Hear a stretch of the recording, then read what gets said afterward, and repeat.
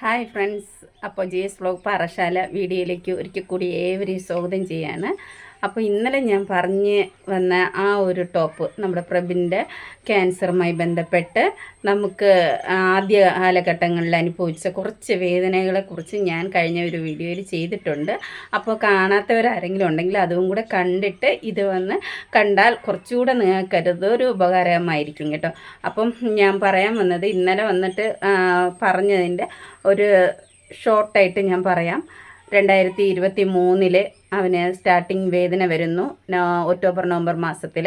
അത് കഴിഞ്ഞ് നമ്മളത് കുറേച്ചായിട്ട് ട്രീറ്റ്മെൻറ്റ് കൊടുക്കുന്നുണ്ടെങ്കിൽ അവന് ഇൻഫെക്ഷൻ കുറയാതെ തുടർന്ന് നിൽക്കുന്ന കാരണം കൊണ്ട് നമ്മൾ മെഡിക്കൽ കോളേജിലേക്ക് പോകുന്നു. അവിടെ നിന്ന് നമുക്കൊരു ചെറിയൊരു സർജറി ചെയ്യുന്നു. അതിൽ നിന്ന് ബയോപ്സിക്ക് അയച്ചിട്ട് ഒരു രീതിയിലും അവന് ഈ ഒരു അസുഖമാണ് അല്ലെങ്കിൽ ക്യാൻസർ ആണ് എന്നുള്ള രീതിയിൽ നമുക്ക് റിപ്പോർട്ട് വരുന്നില്ല, നെഗറ്റീവാണ് നമുക്ക് വന്നത്.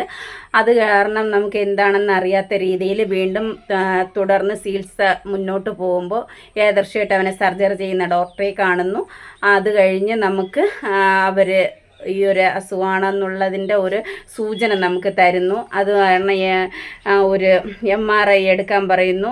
അതിൻ്റെ റിസൾട്ട് നമ്മളവരെ കാണിച്ചപ്പോൾ തുടർന്ന് അഡ്മിഷൻ എടുക്കാൻ പറയുന്നു. അഡ്മിഷൻ എടുത്ത് അതുമായി ബന്ധപ്പെട്ട് ബയോപ്സിക്ക് അയക്കുന്നു. അതുവരെയാണ് നമ്മൾ പറഞ്ഞു നിർത്തിയത്.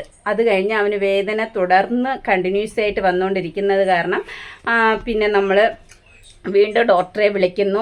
വിളിച്ച് നമ്മൾ ഡോക്ടറിൻ്റെ അഭിപ്രായത്തോടെ വീണ്ടും നമ്മളവിടെ അഡ്മിറ്റ് ആവുകയാണ്. അപ്പോൾ അതുവരെയാണ് നമ്മളവിടെ പറഞ്ഞു നിർത്തിയത്. അപ്പോൾ ഇനി തുടർന്ന് അതിൻ്റെ ബാലൻസാണ് ഇനി ഞാൻ പറയാൻ പോകുന്ന ബാക്കി ഭാഗം. അപ്പോൾ അത് കഴിഞ്ഞ് ഞങ്ങൾ വീണ്ടും ഡോക്ടർ ഞങ്ങളെ രാത്രി തന്നെ വിളിച്ച് അഡ്മിഷൻ എടുക്കാൻ പറയുന്നു. തുടർന്ന് നമ്മൾ വീണ്ടും അഡ്മിഷൻ എടുക്കുകയാണ് കേട്ടോ. അതേ ജൂൺ മാസം തന്നെ 2024 ജൂൺ മാസം തന്നെയാണ് എടുക്കുന്നത്. അപ്പോൾ നമ്മൾ ഒരാഴ്ച പോലും ആയില്ല നമ്മൾ ബയോപ്സി കൊടുത്തിട്ട്. അത് കാരണം നമുക്ക് റിസൾട്ട് കിട്ടുന്നില്ല. തുടർന്ന് ഇവൻ്റെ ഒരു ഇൻഫെക്ഷനും വേദനയും സഹിക്കാൻ പറ്റാതെയാണ് നമ്മളത് അവനെ അഡ്മിഷൻ എടുക്കുന്നത്. അങ്ങനെ അഡ്മിഷൻ എടുത്ത് തുടർന്ന് ഈ ഒരു ഇൻഫെക്ഷനുള്ള ട്രീറ്റ്മെൻറ്റ് മാത്രമാണ് കൊടുത്തുകൊണ്ടിരിക്കുന്നത്. താൽക്കാലികമായിട്ടുള്ള ആ ഒരു വേദനയും ആ ഒരു ഇൻഫെക്ഷനും കുറയാൻ വേണ്ടി 3 നേരം വെച്ച് നമ്മൾ പാരസെറ്റമോളിൻ്റെ ഒരു ഇഞ്ചക്ഷൻ കൊടുത്തുകൊണ്ടിരിക്കുന്നത് കാരണം പനിയുണ്ട്. അതിൻ്റെ ഒരു എഫക്റ്റ് തീരുന്ന സമയം കൊണ്ട് പനിയുണ്ട്. എങ്കിലും അവനൊരു വേദനയ്ക്കൊക്കെ ചെറിയൊരു ആശ്വാസം ഉണ്ടായിരുന്നു. എന്നാൽ വേദന തന്നെയാണ് കേട്ടോ, നല്ല വേദന തന്നെയാണ്. അത് നിങ്ങൾക്ക് അറിയാൻ പറ്റും. ക്യാൻസറായിട്ടിരിക്കുന്ന ഓരോരുത്തർക്കും വേദന ഉള്ള ക്യാൻസറും ഉണ്ട്, വേദന ഇല്ലാത്ത ക്യാൻസറും ഉണ്ട്. ഇതൊന്നും എനിക്ക് നേരത്തെ അറിയില്ലായിരുന്നു. ഇപ്പോൾ അതെനിക്കറിയാം കേട്ടോ. കുറേച്ചായിട്ട് ഞാനത് കേട്ടും കണ്ടും ഒക്കെ ആയിട്ട് എനിക്കറിയാം. അപ്പോൾ ഇവനത് വേദനയുള്ള ക്യാൻസർ ആയതുകൊണ്ട് തന്നെ നല്ല പെയിനായിരുന്നു. നല്ല പെയിനെന്ന് പറഞ്ഞു കഴിഞ്ഞാൽ അവനെക്കൊണ്ട് സഹിക്കാൻ പറ്റില്ല. ഹാർട്ടൊക്കെ ഇങ്ങനെ തുടിക്കും കിടന്ന്. അപ്പോൾ നമ്മൾ അതുമായി ബന്ധപ്പെട്ട് ഞങ്ങളും പേടിച്ചു. ഇനിയിപ്പോൾ ഹാർട്ടിന് എന്തെങ്കിലും പ്രശ്നമുണ്ടോ എന്നൊക്കെ ഞങ്ങൾ പേടിച്ച് വീണ്ടും ഞങ്ങൾ മെഡിക്കൽ കോളേജിലേക്ക് അതിന് മുന്നായിട്ട് നമ്മൾ RCCയിലേക്ക് അഡ്മിഷൻ എടുക്കുകയാണ്. അങ്ങനെ അഡ്മിഷൻ എടുക്കുന്നതിന് തൊട്ട് മുമ്പ് നമ്മൾ ഡിസ്ചാർജ് ചെയ്തിട്ടില്ല. ഈ ഒരു മെഡിക്കൽ കോളേജിൽ തന്നെ തുടർന്ന് ചികിത്സയായിട്ട് മുന്നോട്ട് പോയിക്കൊണ്ടിരുന്നപ്പോൾ പെട്ടെന്ന് നമുക്ക് ഈ ഒരു റിസൾട്ടിൻ്റെ ബയോപ്സി കൊടുത്ത റിസൾട്ടിൻ്റെ ഒരു വന്നിട്ടുണ്ട് എന്ന് നമ്മളെ ഈ ഡോക്ടറെ അറിയിക്കുന്നു. അതുമൂലം നമ്മൾ ചെന്ന് ആ റിസൾട്ട് വാങ്ങിക്കൊണ്ട് വന്നപ്പോഴാണ് നമ്മൾ അന്ന് 2024 ജൂൺ 28-ാം തീയതിയാണ്. അപ്പോൾ എൻ്റെ ജീവിതത്തിൽ ഒരിക്കലും മറക്കാൻ പറ്റാത്ത ഒരു സംഭവമായിരുന്നു അത്. അപ്പോൾ നമ്മുടെ ജീവിതത്തിൽ ഇപ്പോൾ ആരെങ്കിലും എന്തെങ്കിലും ചോദിക്കില്ലേ, ഏറ്റവും വേദന കൂടിയ ഒരു ദിവസം നിങ്ങളുടെ ജീവിതത്തിൽ അല്ലെങ്കിൽ നിങ്ങൾ ഏറ്റവും ദുഃഖിച്ചിരുന്ന ഒരു ദിവസം ഏതാണെന്ന് ചോദിച്ചാൽ എനിക്ക് പറയാനുള്ളത് ആ ഒരു ദിവസം തന്നെയാണ് കേട്ടോ. 2024 ജൂൺ 28 അന്നായിരുന്നു ഞാൻ ഈ റിസൾട്ടിൻ്റെ വിവരം അറിയുന്നത്. നമ്മുടെ പ്രബിനെ അറിയിക്കുന്നില്ല. പ്രബിന് ഇൻഫെക്ഷൻ ആണെന്ന് വിചാരിച്ചിട്ട് തന്നെയാണ് മുന്നോട്ട് പോയിക്കൊണ്ടിരുന്നത്. അതായത് നേരത്തെ ഒരു ചെറിയൊരു സർജറി ചെയ്തില്ലേ, ആ ഭാഗത്ത് ഇൻഫെക്ഷൻ ആണെന്നാണ് അവനെ നമ്മൾ പറഞ്ഞ് മനസ്സിലാക്കി വെച്ചിരുന്നത്. അങ്ങനെ ആ ഒരു ഇൻഫെക്ഷൻ ആണെന്ന് വിചാരിച്ച് അവന് ആ ഒരു അടുത്തൊരു സർജറി ചെയ്യുമ്പോൾ ശരിയാകും എന്നുള്ള ആ ഒരു കാര്യമാണ് നമ്മൾ അവനെ പറഞ്ഞ് മനസ്സിലാക്കിയത് കൊണ്ട് അവന് ഇതുമായിട്ട് ഒരു ഇതുമില്ല. അവൻ്റെ മുന്നിലിരുന്ന് കരയാനും പറ്റുന്നില്ല. സത്യം പറഞ്ഞ മെഡിക്കൽ കോളേജ് നിങ്ങൾ പലർക്കും ചിലപ്പോൾ തിരുവനന്തപുരത്തുമായി ബന്ധപ്പെട്ട് കൊല്ലമായിട്ടൊക്കെ ബന്ധപ്പെട്ട് നിൽക്കുന്നവർക്ക് മെഡിക്കൽ കോളേജ് നല്ല പോലെ അറിയായിരിക്കും, തിരുവനന്തപുരം മെഡിക്കൽ കോളേജ്.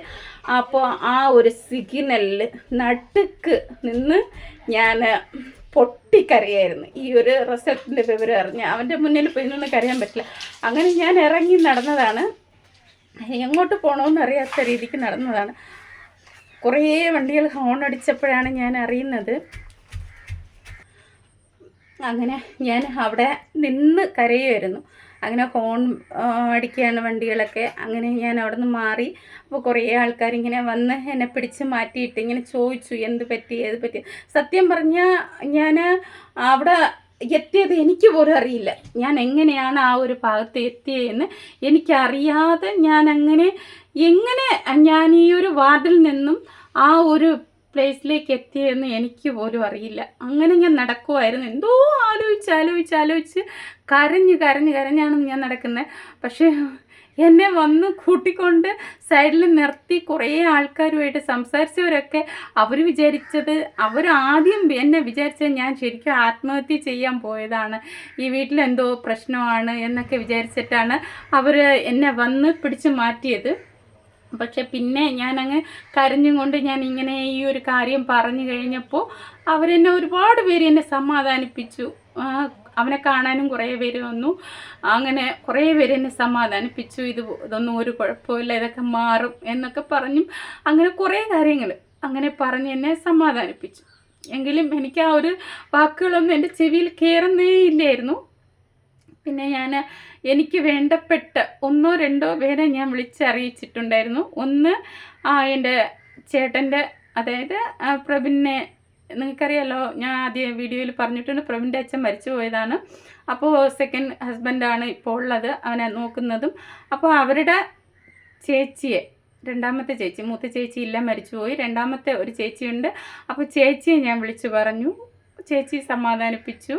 പിന്നെ ഞാൻ വിളിച്ചു പറഞ്ഞത് ഒരു ടീച്ചറെയാണ്. ഞാൻ കഴിഞ്ഞ വീഡിയോയിൽ ആ ടീച്ചറിൻ്റെ കാര്യവും പറഞ്ഞിട്ടുണ്ടായിരുന്നു. ഞങ്ങളെ ഒരു നിഴൽ പോലെ, ഞങ്ങളുടെ പുറകിൽ ഒരു നിഴൽ പോലെ, സത്യം പറഞ്ഞ് ഞങ്ങൾക്ക് ആരും ഇല്ലാതായ സമയമാണ്. അതിനു മുമ്പൊക്കെ പിന്നും ആരെങ്കിലുമൊക്കെ വരും. എൻ്റെ അമ്മ വരും, എൻ്റെ സഹോദരനും മോളും വന്നിട്ടുണ്ടായിരുന്നു, ഇളയ സഹോദരനും മോളും കേട്ടോ. മൂത്ത സഹോദരനും ഒരു ദിവസം പോലും വന്ന് നോക്കിയിട്ടില്ല. പിന്നെ അതോടെ ഈ ഒരു ക്യാൻസറാണെന്ന് അറിഞ്ഞതോടെ എല്ലാവരും ബേക്കിട്ടു. അച്ഛൻ, അമ്മ, സഹോദരങ്ങൾ എല്ലാവരും. പിന്നെ ഞങ്ങൾ ആരും നോക്കാൻ വന്നിട്ടേ ഇല്ല കേട്ടോ. ഈ ഒരു അസുഖമാണെന്ന് അറിഞ്ഞപ്പോൾ, സംശയമാണെന്ന് അവരോട് ഞാൻ പറഞ്ഞിട്ടുണ്ടായിരുന്നു. ആ സമയത്താണ് ഇവരൊക്കെ വന്ന് നോക്കിയതും.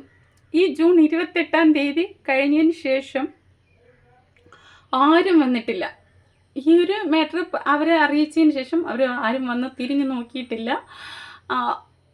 അതുകൊണ്ടൊന്നും എനിക്ക് അതിലൊരു വിഷമമില്ല കേട്ടോ. അങ്ങനെ ഞാൻ പറഞ്ഞു വരുമ്പോൾ അത് പറഞ്ഞതേ ഉള്ളൂ. കാരണം എല്ലാവർക്കും ഒരു ഇതുണ്ട്, ഞാൻ അവരെക്കുറിച്ച് കുറ്റം പറയുന്നതല്ല. അവരാരും വന്നിട്ടില്ല, വരാത്തത് കൊണ്ടാണ് വന്നിട്ടില്ല എന്ന് പറയണത്. കാരണം എനിക്ക് ഇനി അവരെ വന്ന് എന്നെ നോക്കി എന്നെനിക്ക് പറയാൻ പറ്റില്ല. കാരണം വരാത്ത കാര്യമാണ്.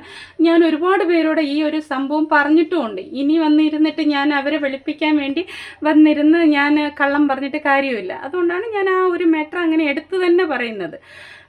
പക്ഷേ അവനെല്ലാം സുഖമായി കഴിഞ്ഞ് ഏകദേശം ട്രീറ്റ്മെൻറ്റൊക്കെ തീരാറായി വന്ന സമയത്ത്, ഫുള്ളായിട്ട് തീർന്നിട്ടില്ല ഇതുവരെ, എന്നാലും ഒരു പകുതി ട്രീറ്റ്മെൻറ്റ് കഴിഞ്ഞ സമയത്ത് ഞങ്ങൾ അവിടെ നിന്ന് വീട്ടിലേക്ക് വന്നതിന് ശേഷം വീട്ടുകാരുമായിട്ട് കുറച്ചുകൂടെ അടുക്കാൻ തുടങ്ങി. വീണ്ടും അവന് അസുഖമാണെന്ന് അറിഞ്ഞപ്പോൾ വീണ്ടും അകലാൻ തുടങ്ങി. അതാണ് എൻ്റെ ജീവിതത്തിൽ നടന്ന ഏറ്റവും വലിയൊരു വിഷയം. അതൊക്കെ ഇവിടെ നിൽക്കട്ടെ, അതൊന്നും അല്ലല്ലോ നമ്മളിപ്പോൾ തുടങ്ങിയത് വേറെ മാറ്ററാണ്. അപ്പോൾ ആ ഒരു കാര്യത്തിലേക്ക് വരാം.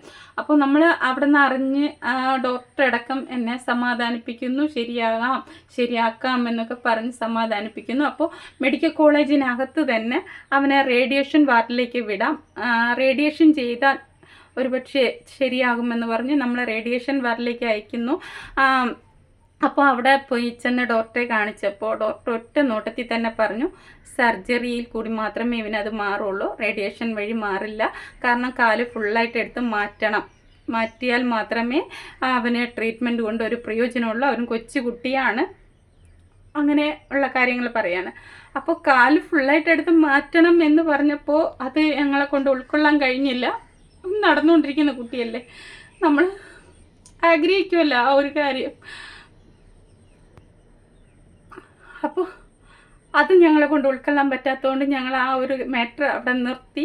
ആ ഡോക്ടറോട് ഒന്ന് കാര്യം പറഞ്ഞപ്പോൾ ഡോക്ടർ പറഞ്ഞു, നിങ്ങൾക്ക് ഇഷ്ടമുള്ള ഏതെങ്കിലും ഒരു ക്യാൻസർ ഹോസ്പിറ്റലിലേക്ക് പറഞ്ഞു വിടാം, അപ്പോൾ നിങ്ങളത് പറയണം എന്ന് പറഞ്ഞു. അപ്പോൾ നമുക്ക് എന്തായാലും അവന് സർജറി ആവശ്യം തന്നെയാണ്, കാലെടുത്ത് മാറ്റണം.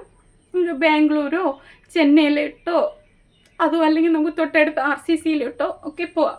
അപ്പോൾ നമ്മളെ കണ്ട് സാമ്പത്തികം എത്രമാത്രം ഉണ്ടെന്ന് നമുക്ക് നല്ലപോലെ അറിയാം. അന്ന് എൻ്റെ ജീവിതത്തിൽ വെറും 1500 രൂപയല്ലാതെ എൻ്റെ ജീവിതത്തിൽ എൻ്റെ മനസ്സാക്ഷി അറിയാം, എൻ്റെ ചേട്ടൻ്റെ മനസ്സാക്ഷി അറിയാം, ഒരു പൈസ ഇല്ലാത്ത ഞാൻ RCCയിലോ ബാംഗ്ലൂരിലോ ട്രീറ്റ്മെൻറ്റിൽ പോകാനോ ചെന്നൈയിൽ ട്രീറ്റ്മെൻറ്റിൽ പോകാനോ ഒന്നും എന്നെക്കൊണ്ട് സാധിക്കുകയില്ല. അങ്ങനെ ഞാൻ എന്ത് ചെയ്യണം ഏത് ചെയ്യണ്ട എന്നുള്ള അവസ്ഥയിൽ ഞാൻ അങ്ങനെ ആലോചിച്ച് അങ്ങനെ കണ്ണീരോടെ, പിന്നെ എനിക്ക് കണ്ണീര് തോന്നിട്ടില്ല കേട്ടോ, അന്ന് മുതലേ എൻ്റെ കണ്ണീരിന് ഒരു തോർച്ചയില്ല. അവനോടത് പറയാനും പറ്റുന്നില്ല, പറയാതിരിക്കാനും പറ്റുന്നില്ല. തുടർന്ന് എന്ത് ചെയ്യണമെന്നും അറിയില്ല. ആ ഒരവസ്ഥയിൽ ഇരുന്നപ്പോൾ ഡോക്ടറുടെ കൂടെ ഈ ഒരു ഓർത്തോ ഡിപ്പാർട്ട്മെൻറ്റിലുള്ള ഡോക്ടർ തന്നെയാണ് മനുസാറ്, നമ്മൾ RCCയിലെ തിരുവനന്തപുരം. അപ്പോൾ ആ ഡോക്ടറോട് വിളിച്ച് പറയുകയും തുടർന്ന് ഞങ്ങൾ അങ്ങോട്ട് അഡ്മിഷൻ എടുക്കാൻ ഡോക്ടറിൻ്റെ നിർബന്ധത്തിൽ തന്നെ നമ്മൾ അങ്ങോട്ട് പറഞ്ഞു വിടുകയും ചെയ്തു. എന്ത് ചെയ്യണമെന്നറിയാതെ ഞങ്ങൾ പോവുകയാണ്. അങ്ങനെ അവിടെ പോയപ്പോൾ തന്നെ അവിടെ പൈസ അടയ്ക്കണം, ഇവിടെ പൈസ അടയ്ക്കണം, അവിടെ ചെയ്യണം, അത് ചെയ്യണം, ഇത് ചെയ്യണം, എന്തൊക്കെയൊക്കെ പറഞ്ഞ് തലയ്ക്കകത്ത് വളരെ ഭാരം കയറ്റി. എന്തൊക്കെയൊക്കെ അവർ പറയുന്നു, അവിടെ അതൊക്കെ അത് ചെയ്യണം, ഇത് ചെയ്യണം, അവിടെ പൈസ അടയ്ക്കണം, ഇവിടെ പൈസ അടയ്ക്കണം. സത്യം പറഞ്ഞാൽ അന്നത്തെ ദിവസം എനിക്ക് എന്ത് ചെയ്യണമെന്നും അറിയാത്ത ഒരവസ്ഥയായിരുന്നു. അങ്ങനെ 1-2 പേരുടെ കാര്യങ്ങളൊക്കെ പറഞ്ഞു അവരുടെ ഹെൽപ്പ് മൂലം നമ്മൾ അടയ്ക്കേണ്ട പൈസകൾ അടച്ച് അഡ്മിഷൻ എടുക്കുന്നു. അഡ്മിഷൻ എടുത്ത് 1-2 പേര് ഹെൽപ്പെന്ന് പറഞ്ഞു കഴിഞ്ഞാൽ മെയിനായിട്ട് എനിക്ക് പറയാനുള്ള ഞങ്ങളുടെ ടീച്ചറിൻ്റെ കാര്യം തന്നെയാണ് കേട്ടോ. പ്രബിനെ പഠിപ്പിച്ചുകൊണ്ടിരുന്ന ടീച്ചർ, പേര് ലേഖ ടീച്ചറാണ്. അപ്പോൾ ആ ടീച്ചർ മൂലമാണ് നമ്മളവിടെ ട്രീറ്റ്മെൻറ്റ് തന്നെ തുടങ്ങുന്നത്. അതിനു മുമ്പ് ടീച്ചർ കുറേ ടെസ്റ്റുകൾക്ക് നമ്മളെ സഹായിച്ചിട്ടുണ്ട്. അതിനുശേഷവും അങ്ങനെ തന്നെയാണ്. അപ്പോൾ അങ്ങനെ ഞങ്ങൾ അഡ്മിഷൻ എടുക്കുന്നു. അഡ്മിഷൻ എടുത്തപ്പോൾ ഞാൻ വിചാരിച്ചു എൻ്റെ പ്രബിന് പെട്ടെന്ന് ട്രീറ്റ്മെൻറ്റ് കിട്ടും, ഇനി കുഴപ്പമില്ല എന്ന് വിചാരിച്ചു. ഒരിക്കലും അങ്ങനെയല്ലായിരുന്നു. അഡ്മിഷൻ എടുത്തിട്ടും നമുക്ക് ഇവിടുത്തെ ഡിസ്ചാർജ് വാങ്ങാൻ പറ്റില്ല. കാരണം എങ്ങോട്ട് പോകണമെന്ന് അറിയില്ല. അവനെ ഒരുപാട് ദൂരം ട്രാവൽ ചെയ്ത് യാത്ര ചെയ്യിക്കാൻ പറ്റില്ല, ഇൻഫെക്ഷൻ ആവും. അതുകൊണ്ട് എങ്ങോട്ട് പോകണം എന്ത് ചെയ്യണം എന്നൊന്നും അറിഞ്ഞുകൂടാത്ത ഒരവസ്ഥയിൽ അന്ന് നിൽക്കുകയായിരുന്നു. ഞങ്ങൾക്ക് അന്നൊന്നും അറിയില്ലായിരുന്നു ഇതുപോലെ തൊട്ടടുത്തൊക്കെ ഇങ്ങനെ റൂമുകൾ കിട്ടുമെന്നൊന്നും ഞങ്ങൾക്കറിയില്ലായിരുന്നു. അപ്പം അതുകൊണ്ട് ഞങ്ങൾ ആ ഒരു വാർഡിൽ തന്നെ തുടർന്ന് നമ്മൾ പോയിക്കൊണ്ടിരിക്കുകയാണ്. അങ്ങനെ ജൂലൈ 3-ാം തീയതി നമ്മൾ അവിടെ അഡ്മിഷൻ എടുക്കുന്നു. അന്ന് ഡോക്ടറെ കണ്ടപ്പോൾ ഡോക്ടർ കുറേ കാര്യങ്ങൾ പറഞ്ഞു തന്നു. ആദ്യം നമുക്ക് ചെയ്യേണ്ടത് എന്താണ്, കുറേ ടെസ്റ്റുകൾ, ബ്ലഡ് ടെസ്റ്റ്, നമ്മൾ ബയോപ്സി ചെയ്തതിൻ്റെ ചില്ല് വാങ്ങിക്കൊടുക്കാൻ പറഞ്ഞു. പിന്നെ വേറെ എന്തൊക്കെയോ കുറേ ടെസ്റ്റുകൾ കുറേ ഉണ്ട്, എനിക്ക് ഓർമ്മ വരുന്നില്ല. കുറേ ടെസ്റ്റുകൾ ഉണ്ടായിരുന്നു. അപ്പോൾ അതെല്ലാം നമ്മൾ ചെയ്ത് അതിൻ്റെ എല്ലാം റിസൾട്ട് കിട്ടണം. കിട്ടിക്കഴിഞ്ഞാൽ നമുക്ക് ഡോക്ടറെ കാണാനുള്ള അഡ്മിഷൻ നമുക്ക് കിട്ടുള്ളൂ, അപ്പോയിൻമെൻറ്റ് കിട്ടുള്ളൂ. അപ്പം ഇതുമായിട്ട് ബന്ധപ്പെട്ട് നമ്മൾ കുറേ ടെസ്റ്റുകൾ അതൊക്കെ അയച്ചു കൊടുത്തിട്ടുണ്ട്. പിന്നെ ബോൺ മേരോ ചെയ്തായിരുന്നു. അപ്പോൾ അതെല്ലാം ചെയ്ത് നമ്മൾ റിസൾട്ടിന് വേണ്ടി വെയിറ്റ് ചെയ്തിരിക്കുകയായിരുന്നു. ഈ റിസൾട്ടിന് വേണ്ടി വെയിറ്റ് ചെയ്തിരിക്കുന്നുണ്ടെങ്കിലും ഞങ്ങൾക്ക് കീമോ തുടങ്ങാൻ വീണ്ടും ലേറ്റായിക്കൊണ്ടേയിരിക്കുമായിരുന്നു. പ്രബിന് ഇൻഫെക്ഷൻ കൂടിക്കൊണ്ടിരിക്കുകയാണ്, കാലിലെ നീര് കൂടിക്കൊണ്ടിരിക്കുകയാണ്, കാലിൻ്റെ പാദം വരെ അവന് കാലിൻ്റെ നീര് കൂടി വന്നുകൊണ്ടിരിക്കുകയാണ്. അങ്ങനെ പ്രബിന് ഈ ഒരു ഇൻഫെക്ഷൻ മൂലം ഒരു കുറവും വരുന്നില്ല. ഇതേപോലെ തന്നെ അവന് പെട്ടെന്നൊരു MRI എടുക്കണം. പക്ഷെ അവന് MRI എടുക്കാൻ പറ്റുന്നില്ല. അവനെ കിടന്ന് MRI എടുക്കണം. ഏകദേശം 10-20 മിനിറ്റിൽ കൂടുതലോ 40 മിനിറ്റോളം എന്തോ MRI എടുക്കാൻ ടൈം വേണം. പക്ഷെ അവന് അങ്ങനെ നൂന്ന് കിടക്കാൻ പറ്റത്തില്ല. അത് കാരണം അവന് MRI എടുക്കാൻ പറ്റാതെയായി. അങ്ങനെ ഞങ്ങൾക്ക് MRI എടുക്കാൻ വേണ്ടി ഞങ്ങൾ അവിടെ നിന്ന് ഡിസ്ചാർജ് ചെയ്ത്, മെഡിക്കൽ കോളേജിൽ നിന്ന് ഡിസ്ചാർജ് ചെയ്ത് RCCയിലേക്ക് അഡ്മിഷൻ എടുക്കുകയാണ്, അഡ്മിറ്റ് ആവുകയാണ്. അഡ്മിറ്റായി അവന് നമ്മൾ മയക്കിൻ്റെ ഡോക്ടറെ കാണുന്നു. മയക്കുമരുന്ന് കൊടുത്തിട്ടാണ്, പിന്നെ ഇഞ്ചക്ഷൻ എടുത്തിട്ടാണ്, മയക്ക് ഇഞ്ചക്ഷൻ എടുത്തിട്ടാണ് നമ്മൾ പിന്നെ അവന് MRI എടുക്കുന്നത്. അപ്പോൾ അതിൻ്റെയൊക്കെ റിസൾട്ട് കിട്ടിയിട്ടും നമുക്ക് ഡോക്ടറെ കാണാൻ പറ്റുള്ളൂ. കിട്ടിക്കഴിഞ്ഞാൽ മാത്രമേ നമുക്ക് ഡോക്ടറെ കാണാൻ പറ്റുള്ളൂ. അപ്പോൾ വീഡിയോ ഒരുപാട് ലെന്ത് ആവുകയാണ് കേട്ടോ. നമ്മുടെ വീഡിയോ അത്രയൊന്നും ലെന്തിലേക്ക് പോകാറായിട്ടില്ല. അപ്പോൾ ഇവിടെ നിർത്തുകയാണ് ഞാൻ. ഇതിൻ്റെ അടുത്ത് ഞാൻ ഉടനെ തന്നെ ഇടുന്നതായിരിക്കും കേട്ടോ. അപ്പോൾ എല്ലാവരും വീഡിയോ വന്ന് കാണുക. ചാനൽ പുതിയതായിട്ട് കാണുന്നവരാണെങ്കിൽ ചാനൽ സബ് ചെയ്യുക, കമൻ്റ് ഇടുക നിങ്ങളുടെ അഭിപ്രായം.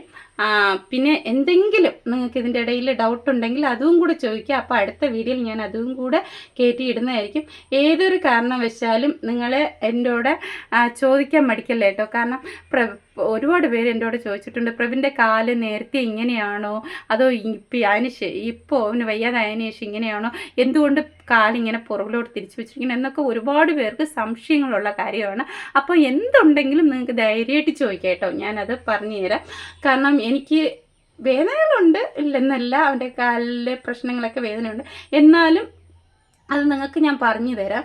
ഓക്കെ, അപ്പോൾ ധൈര്യമായിട്ട് നിങ്ങൾക്ക് എന്നോട് സംസാരിക്കാം. നിങ്ങളുടെ ഒരു സഹോദരി ആയിട്ടോ അല്ലെങ്കിൽ ഫ്രണ്ടായിട്ടോ ഒക്കെ എന്നെ കാണാൻ കേട്ടോ. ഓക്കെ, അപ്പോൾ ബൈ.